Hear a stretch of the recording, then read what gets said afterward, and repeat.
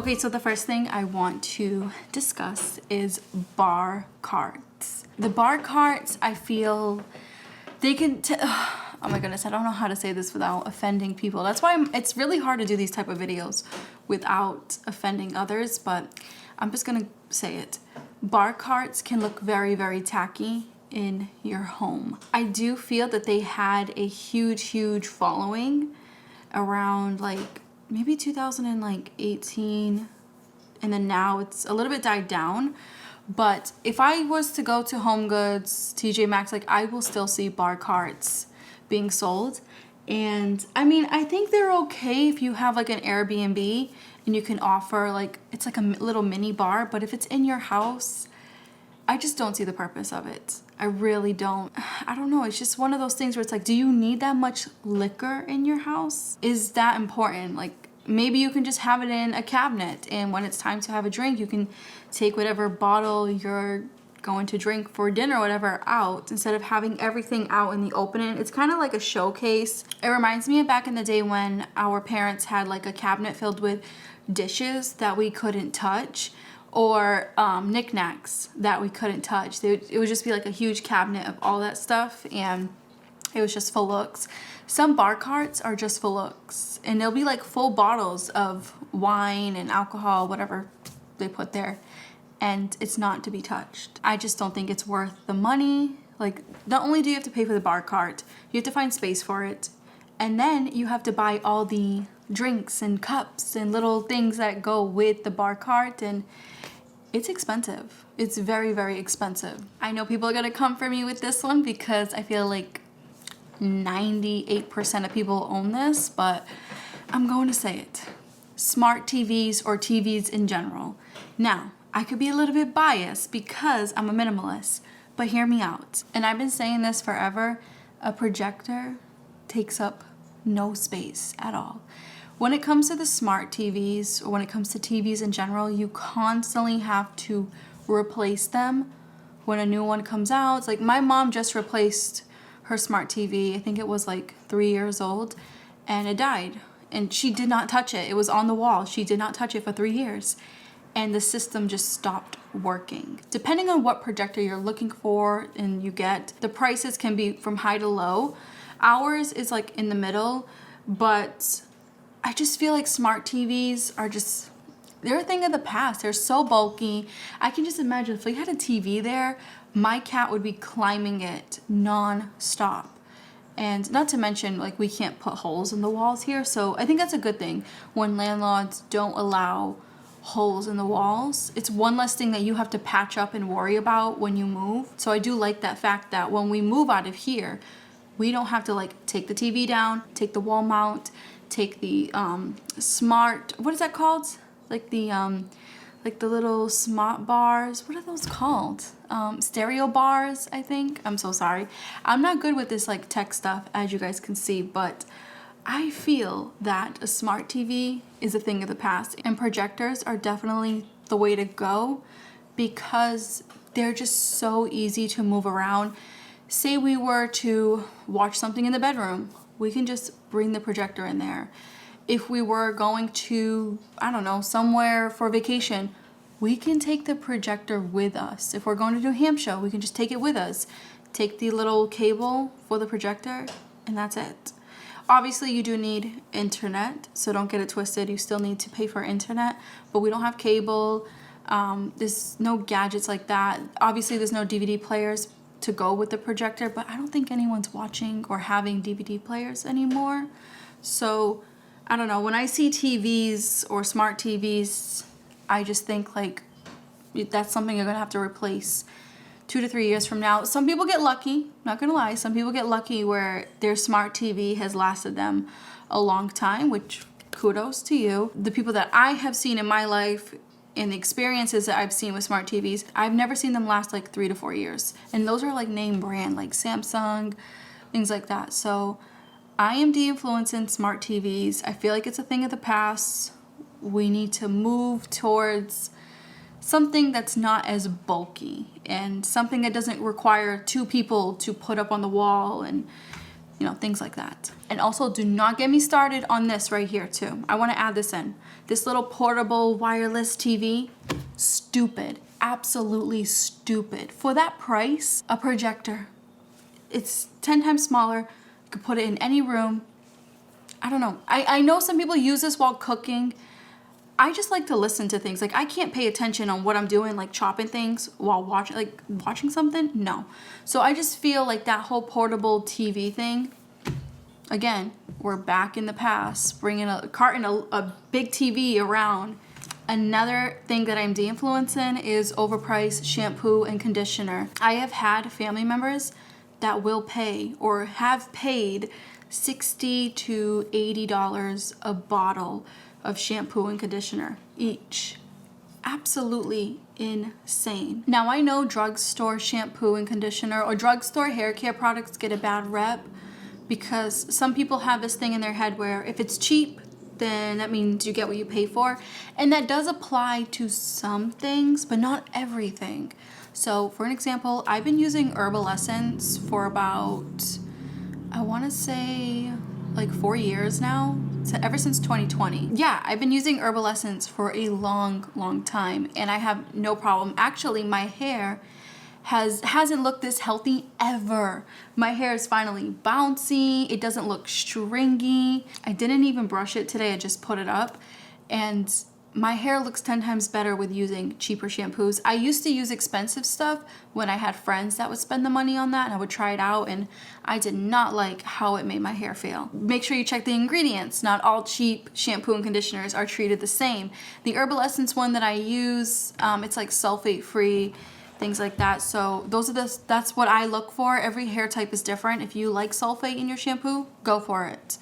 It all depends on what you like. I just don't feel that a shampoo is worth actually, I don't think a shampoo is worth more than $20. I think $20 is like the max that I would spend personally on shampoo and conditioner. And also, don't go for like the shampoos that say that they'll make your hair grow. I think what works the best is oiling, scalp massages, vitamins, like watching what you eat. That will help make your hair grow, and also genetics. So I don't think like shampoo and conditioners, and I've used shampoo and conditioners that say biotin or has biotin will help your hair grow. I actually did the opposite. It made my hair not grow. These are the ugliest shoes I have ever seen, and I feel so bad saying it like that, but I've noticed that they get foggy, and I don't have the prettiest toes, so I try not to show my toes. Maybe I'm a little biased with this because I don't like my toes. But I feel like these shoes are so ugly. I wouldn't know how to dress them up or dress them down or dress them at all. And also, I've seen that they're expensive. If you get like the high-end brands, they're very expensive. If you get the cheap brands, they fog up and fall apart. If you're going to wear clear heels, why wear shoes at all? They're clear. Like, you might as well just wear no shoes because you're just showing your feet. Like, I don't know. Your feet are the accessory, so why not ditch the heel and just use your feet? Use your regular feet instead of putting a heel on your foot. I don't get it. 10-step skincare process. You guys know for a fact that I have been through this, and I've been through trying out all the Korean skincare. Well, not all, but I was trying out some of the Korean skincare. And I was enjoying it. I was enjoying the face mask and how it was making my skin look and feel until the 4-month mark and my skin was tortured. I would follow all the TikTok videos, all the reels, thinking like I'm gonna have the most amazing skin. I will also add in that I haven't been myself for these past couple of years when it comes to my weight and just how I look online. I get a lot of negative comments with how I look and my lifestyle compared to my older videos. And people have a hard time seeing people age and people grow. They want some people to stay the same, and that's not the case. And for me, I fell for like the comments saying like you have wrinkles, you're overweight, do something with your face. So I was like, you know what? Maybe I can fix up my skin. Maybe that will help me gain some confidence with being online. It did the absolute opposite. It ruined my skin. So now I don't even have a skincare routine. I'm still taking a huge break from skincare products. My skin is finally calming down. I still have a significant amount of acne scars due to those mistakes that I made last summer. I just don't think anyone needs a 10-step skincare routine. I think when it comes to skin, I feel like it's 50% genetics and 50% of what you put in your body and, you know, how you take care of your skin in general. When it comes to like, do you go in the sun a lot? A big portion is genetics.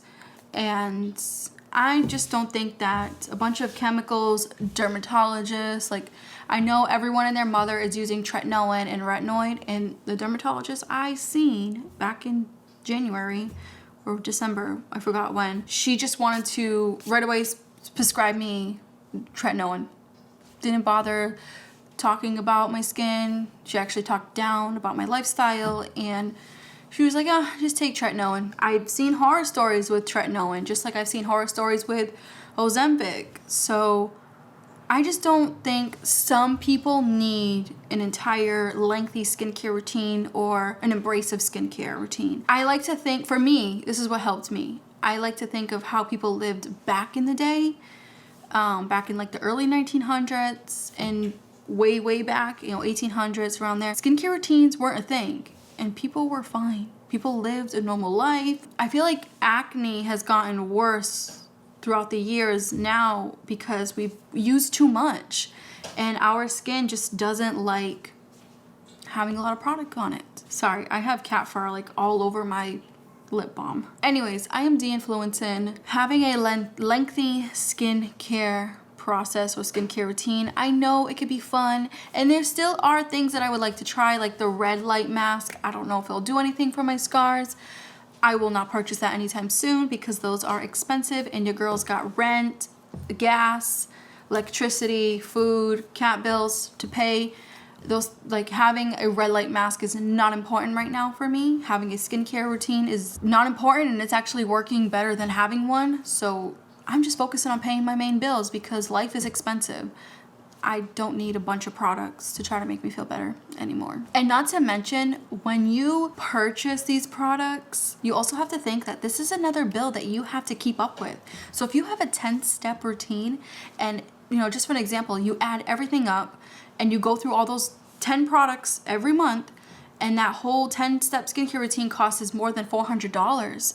You have to pay that every month. That is another bill. Whatever you bring into your routine, whether it's hair routine, skincare routine, and you run out of it, you have to pay that every month. Even with makeup. Say you use makeup every day and, mascara, foundation, base, all that stuff. And then you run out every month. You have to go out and buy that. So that's a bill that you have to pay every month. I know some people don't think of it like that because it's not like a rent bill or an electricity bill that comes in the mail, or it's not one of those bills. But routines, like lengthy routines, can add up pretty fast each month as a bill. So keep in mind on what you're spending when it comes to your routines, not just skin, but all your routines. You might just be wasting more money than you think. Are these little fancy room sprays from Target or any room spray from any company. Majority of the time, these sprays are flammable, for one. Number two, they're horrible for your pets.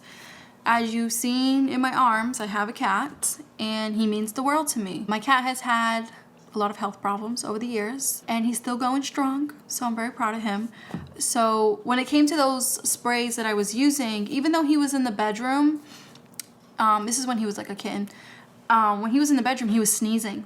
And I used to get a headache too, but I used to spray, if someone came over, I wanted the house to smell amazing. That's what I would use, because I seen it online, and everyone loves Target room sprays. They're not only aesthetically pleasing, but they smell amazing. Bunch of BS, because not only, yes, they smell amazing, they look great, but what they put in the air is horrible. Fragrances in general are really bad. If you guys can go down that loophole yourself, I've already went down it. If you look up the fragrance industry, it's insane what they put into these products. But I'm not going to talk about that in this video because it will be too long. But I am de-influencing these smelly sprays. I know, you're probably thinking your house probably stinks. You have a cat, you cook all the time, it does not stink at all. I clean the couch with the Bissell to get any kind of smell out. When it comes to making the house smell amazing, when people come to our apartment, I do simmer pots. Apple peels, apple cores with some cinnamon sticks makes the house smell like a cinnamon apple bun. And you can also do orange peels. You can do lemon peels. Like, the simmer pot recipes are endless. I also like to open the balcony, no matter how annoying the traffic is. Open the balcony because we don't have windows in here and the air quality is horrible here. So I like to get some sort of breeze every now and then. We also have an air purifier. It's a small one, it's inexpensive. We do plan on purchasing a much larger one when we move because we've seen the benefits of it. And once when I clean out the filter every 6 months, I'm like, what is in the air? Like, it's black half the time, and like inside the machine is all dusty. So I can just imagine if we had a bigger one, how much difference the air would be. But the bigger ones are expensive, so we're sticking with the little one for now. I actually we'll have it in the bedroom, and then when we're not in the bedroom, I'll bring it out here next to me while I'm editing. That's how I make our house smell good and feel good. You don't need all of these stupid sprays, and not to mention they're expensive to keep up with as well.